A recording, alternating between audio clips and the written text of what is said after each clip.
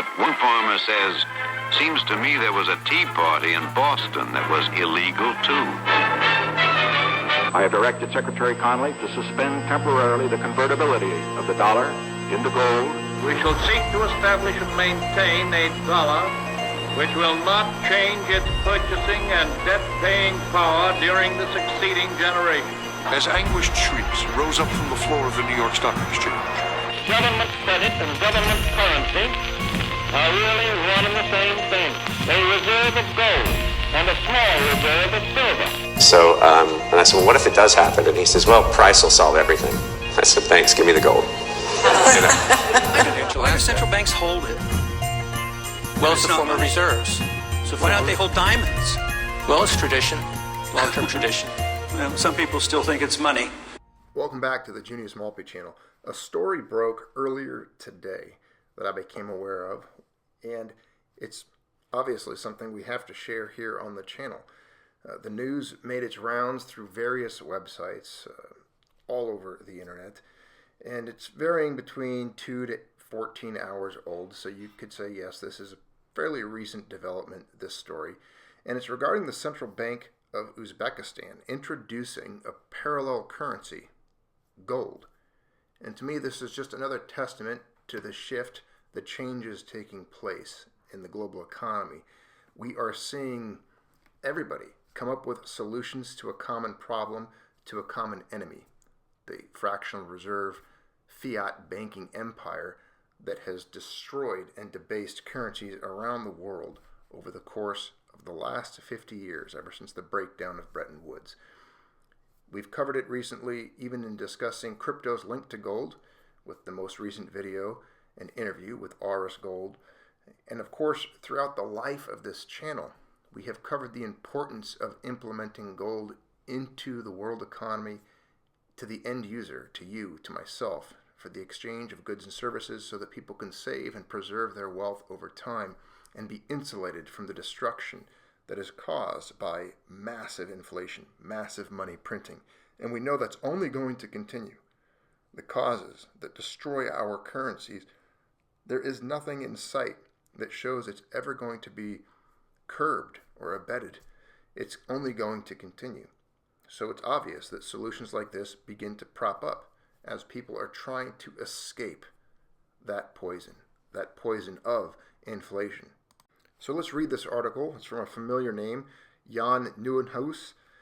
We've seen his materials, his writings in the past as he covers gold-related content and stories. The headline here, Central Bank of Uzbekistan introduces parallel currency, gold. Since November 2020, the Central Bank of Uzbekistan, CBU, issues sealed gold bars with a QR code for real-time verification. With these new bars, CBU aims to stimulate gold to be used as a store of value as well as promote the circulation of gold.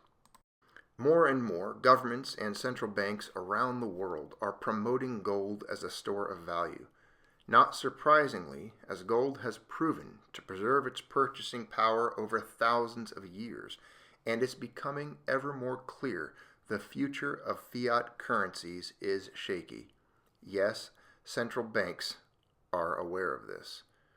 Here is a post that he had made, Central Bank of Italy, quote, gold is an excellent hedge against adversity and high inflation. Gold cannot depreciate or be devalued. Gold is not an asset issued by a government or a central bank, and so does not depend on the issuer's solvency. And that is from the Bank of Italy on why you should hold gold bullion, which that gives me an idea. We could probably dive into that document and share that as well on the channel as relevant content. But again, I just want to point to this theme here that central banks themselves recognize what's going on. And to the skeptics out there, the gold bears, the people that don't believe gold has a role, those like Dave Ramsey, they are entirely wrong. They've been wrong for decades.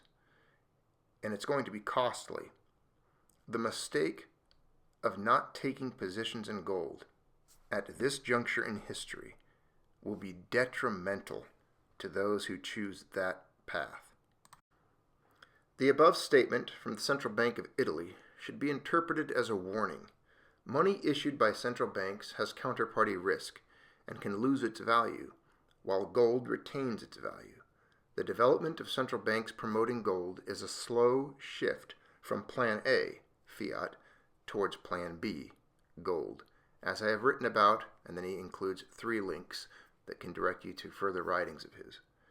Uzbekistan is pro-gold as well.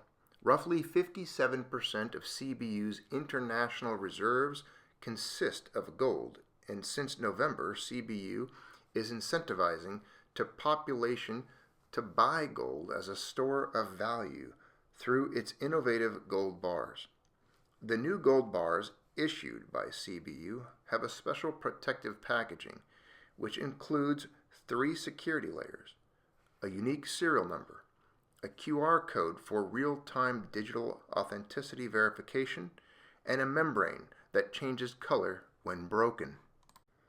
The gold bars are 999.9 fine, available in weights of 5, 10, 20, and 50 grams, and their packages all have the size of payment cards. The gold bars are sold through 28 commercial bank offices throughout the country. At any point in time, the bars can be sold back to the dealing banks, even if the seal is broken. Navoy Mining and Metallurgical Combinat, NMMC, an LBMA accredited refinery, is responsible for sourcing the gold. The packaging technology was developed in cooperation with Certaline. In the image above there, you can see an example of what appears to be a credit card-sized packaging system. You can see that there is a unique serial number on the reverse, a QR code, a security membrane that changes color once the seal is opened, and then a crypto print appearing in an attempt to open. So this is a very, I think, exemplary development further towards, again, distributing gold globally to be utilized as money again. And I could even see this as being a direction that the project we recently covered, when it comes to crypto-linked gold, that has the ability to be received on demand should parties choose to do so.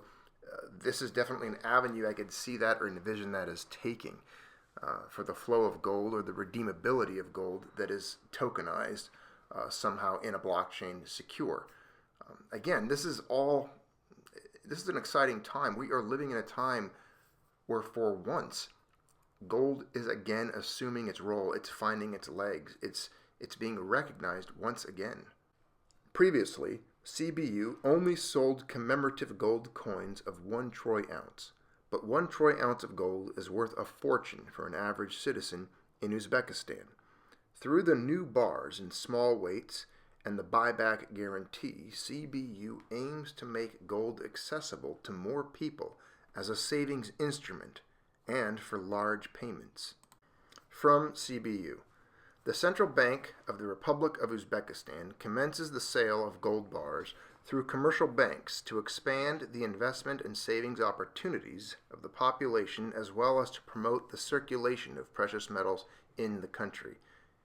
In a way, the CBU gold bars can be seen as, quote, coinage 2.0, unquote, because everyone can verify the authenticity of the gold by scanning the QR code, which enhances trust and acceptance of these bars. Although currently the bars will mainly function as a store of value, in my opinion, due to the volatility of the gold price. The QR code technology for gold bars is not entirely new. Previously, Swiss refinery MKS PAMP launched a similar verification technique called Veriscan. And I believe this is just, again, a natural progression. This is me speaking now, aside from the article. Because I think QR codes, although very secure, very good, and if you're aware, those are often utilized as well with keychains and addresses and the codes required to unlock and utilize cryptocurrencies, which again, this points to this progress, this hybridization, this bridging of the two. I mean, we are seeing it right now. The time is now. It is taking place. Gold is finding its way to once again serve as money. It's being distributed in smaller and smaller portions so that people can use it, transact with it, save with it, escape their fiat with it. And I think it's beautiful. I mean, honestly, this is something to be celebrated. We are making leaps and bounds here. Again, gold doesn't have to do anything. It just wins. It wins because of its resume. Like I've told you guys for years, 5 to 10,000, whatever you want to put the years on it, centuries, millennia. For thousands and thousands of years, it has just prevailed. And like I've told you, fiat always dies. Gold always survives. And it will continue to do so. Despite what the skeptics think, or those who assault it or don't believe in it or don't want to, those who think it's my pet rock or some archaic and barbarous relic, they'll just continue to be wrong. They'll continue to suffer because of that belief, that ideological entrenchment. And they can continue to have the faith that they have in whatever they choose to place it. They'll place it in fiat, which will ultimately disappoint them. It will let them down. And they will lose wealth because of it. So this is just something to celebrate. I thought it was a very interesting piece of news that broke today. Very excited about it. And I can't wait to see again where this journey takes us. I mean, we are all in this together. We are on this path. We are in this timeline. History is unfolding every single day, right before our very eyes. And this was a tremendous leap to see this take place. And again, exciting, very exciting news indeed. Thanks for tuning in. Thanks for joining me for this brief episode, this story on the Junius Maltby channel. Don't forget to check the links below to subscribe to the backup channel, Mrs. Maltby's channel, where you get a different look, kind of more personal look into our lives and what we do and who we are. So check that out as well. Thanks for tuning in. Thanks for your support, your contributions, your participation in the comments. As always, have a good day.